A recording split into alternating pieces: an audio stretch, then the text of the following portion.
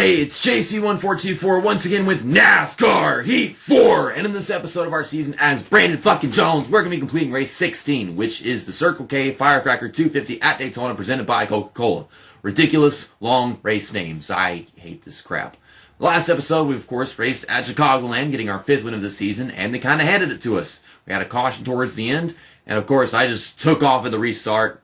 No problem. I had great restart speed, and a pretty darn good car overall. In this video, we're going to be using the JD Gibbs Legacy.com paint scheme because, this is special 4th of July weekend. And I don't know what to do aside from tribute that to him for whatever reason. I have terrible reasoning. But here are the standings right here. We are 12 points ahead of Michael Annette. I think we passed him last race, or the one before that. I haven't played this game in a while. I haven't done anything in a while for this YouTube channel because I've been caught up with my work schedule changing, of course. And then, well, I temporarily lost my drive to record videos, and that didn't last at all. Because at first I lost it, and then I got it back because I really wanted to, and then I couldn't. But let's get to qualifying at Daytona, though I don't know if that's actually going to do anything for us. Here we come off of turn 4 for the end of my second lap of qualifying. Remind you guys that you can just fix your setup so that you've got high tire pressures, and then your car will be faster. But I only do that for qualifying, because once you get into the race, it's like suddenly they can't compete despite having actual good speed. It's weird. Well, Jeffrey Earnhardt's going to be starting 16th, Ryan Sieg 15th, and then Christopher Bell's up in front of us in 8th. And our pole sitter is Austin Cindric. Michael Annette, guy behind me in points, starting in 3rd. Man, I'm just not even used to recording videos anymore. I hate how this even happens. I'm guessing the race is going to be at sunset, kind of. You can see the sun shining on the car. I've been moved into 10th, so someone in front of us got sent at the back. Hopefully not Christopher Bell, and hopefully he benefits from that, gets to be in 7th. Let me go in here and put on recommended setups and put right back at the default one. See, if I don't do that, if I don't put it on the full tire pressures for qualifying, they have me start 35th or whatever. And Austin Cindric lost his pole. That's a sad day. I can't remember the last time the pole sitter got sent to the back in a NASCAR race. That's actually a really nice paint scheme, so that's unfortunate. It's like he was going to steal the show with that beautiful paint scheme, and then bye-bye. I don't know what that paint scheme is, though. I don't know what the sponsor is, why it's so unique. But the green flag is out, and we're underway. You're at Daytona for a night race. Probably not the best timing for that, given recent occurrences. And I've talked about it a lot on Twitter, but not everyone's on Twitter. So, to keep it simple, I'm glad that Ryan Newman got out of that okay. I just cut somebody off. It was pretty scary for the first 2 or 3 hours. Then from that point on, I wondered okay, so what is this serious condition that he's in? And then 2 days later, he gets out, I guess, okay. I don't know what happened. He didn't say anything about a concussion. Didn't say anything about him going into a temporary coma. I'm guessing he was not awake and alert whenever they got him out of the car because, I don't know. I don't know what the hell happened. That's just what the thing is. He's okay. He's not racing this weekend. But, yeah, so there's that. That was the most terrifying flip we have seen in NASCAR in 10 years. Because before what just happened, I think there was Michael McDowell in Texas. I found that more horrifying, but he got out just perfectly fine. And at this point, I didn't think it was that bad until I saw how hard he hit by the driver's side door. It was a great, exciting finish. It was a great Daytona 500 for most of what I saw because I freaking fell asleep whenever I got off of work. Was hanging out with my girlfriend, and I came home and then got to watching the race in bed, relaxed, while being very tired. So, I guess I kind of missed half the freaking race. Going below the yellow line, past Matt Mills. I think this is Matt Mills. Yes. I don't know why I know that name. I don't really know anything about Matt Mills. Why is Stephen Itchy Steve? Why is he so good at super speedways? Question. He won the Daytona 500 in the Xfinity Series. That's not called the Daytona 500 in here. I don't even know what it's called in here. I always forget. But he won the first race of the season. So now he's locked into playoffs, and I guess he's planning on winning this one too. He's just got a thing for Daytona. I don't know if that's even a real thing. But Christopher Bell, he's been on the move. He's in second right now. I think, yeah, this is going to be the end of the first stage.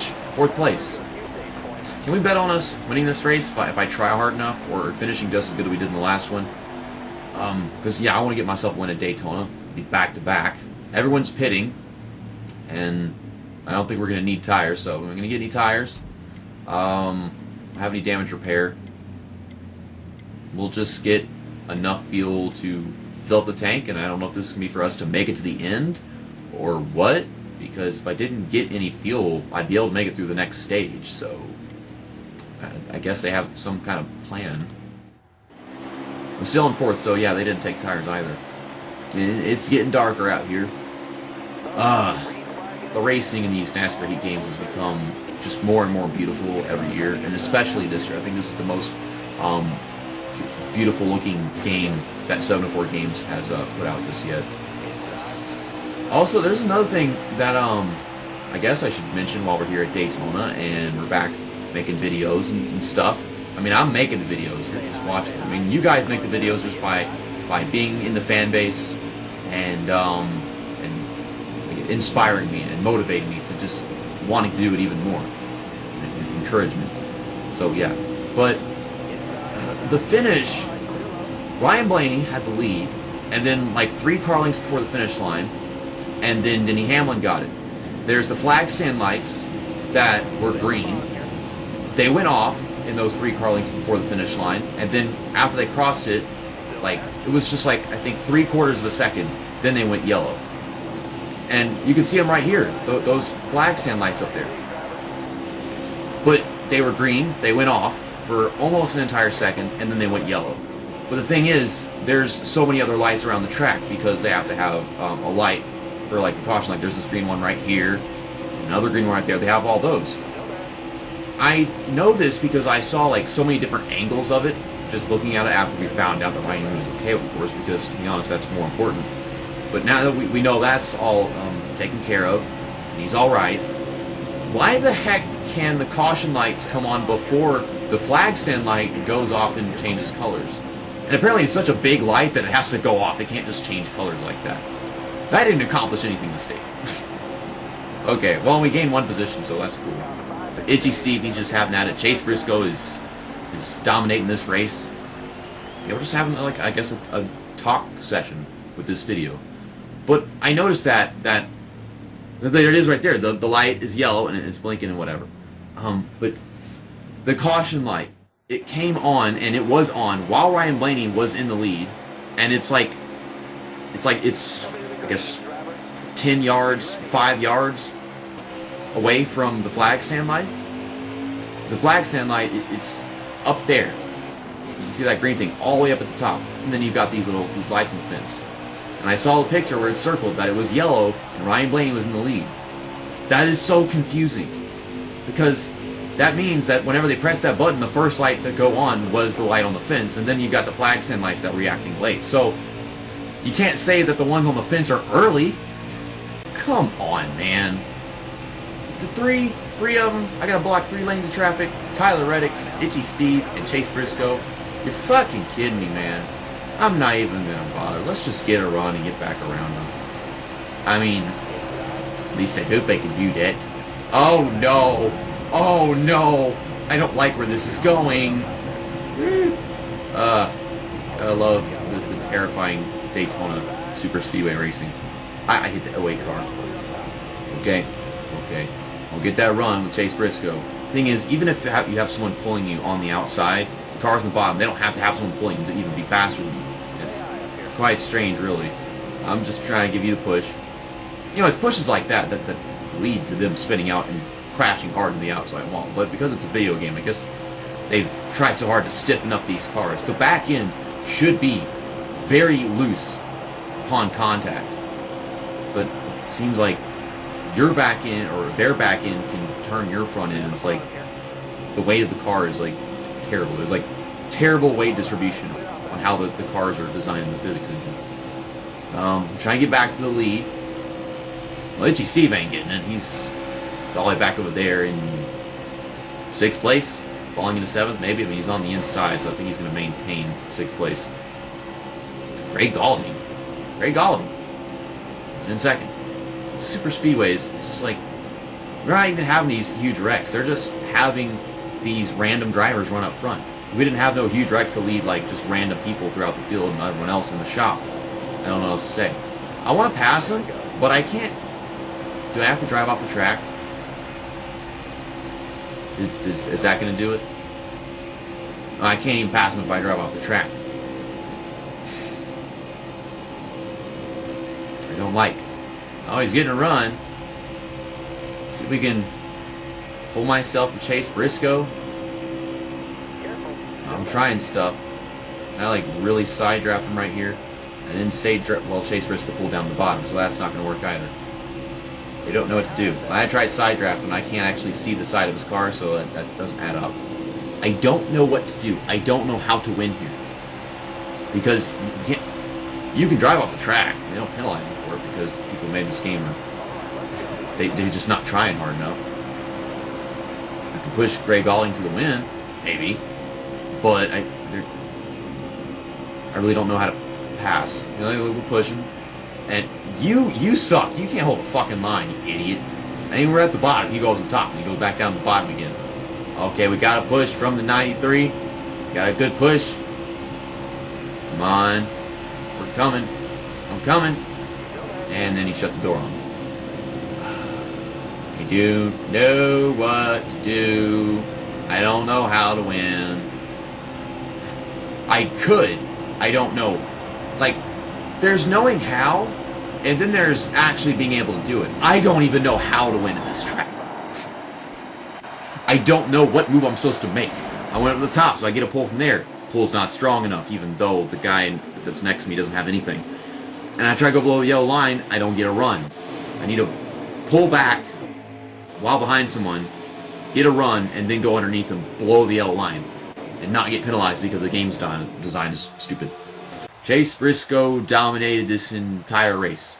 He won the first stage, second stage, and he won the race as a whole. I mean, I led some of the final stage of the race, but I mean, once they went 3 wide, I'm like, okay, well, I'm going to have to give it away to somebody. I didn't want to give it to Itchy Steve, and then the other guy was Tyler Reddick. I don't know where he finished because he was up here. Now he's not even in the top 10. Jeffrey Earnhardt, he finished 9th, so that's really good. Tyler Reddick finished 12th. Where's Itchy Steve?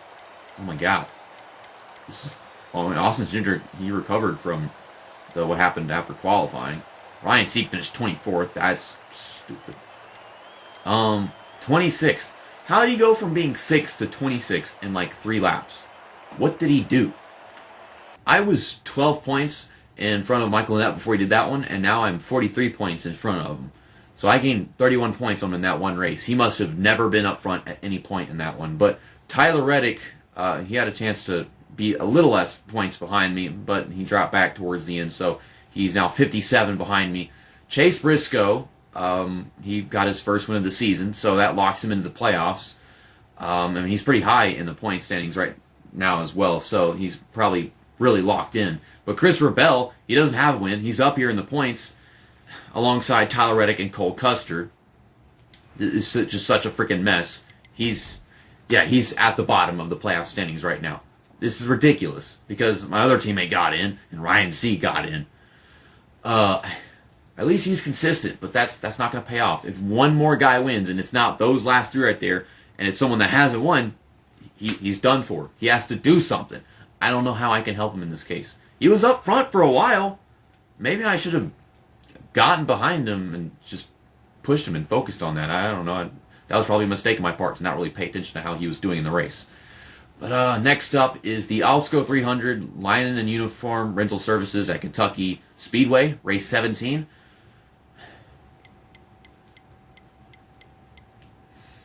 Alsco 300 Lion and Uniform Rental Services at Charlotte Motor Speedway, race 11. Alsco 300 Lion and Uniform Rental Services, Bristol Motor Speedway, race 7. Are there any other Alsco 300 Lion and Uniform Rental Services races I should know about at this point? Because, I mean, this is the 3rd damn one. We can't just... It's like, oh, what race was it? Oh, that one? Which one? There's 3 of them. Okay, so yeah, there's just 3 of them. We're gonna have like Alsco 400s and or Alsco 500s in the Cup Series I should know about. This is ridiculous. I'm gonna use this Menards car because the whole concept behind this race, the race name, and the track that I don't even like it's all stupid. See you next time. That's that, and episode over.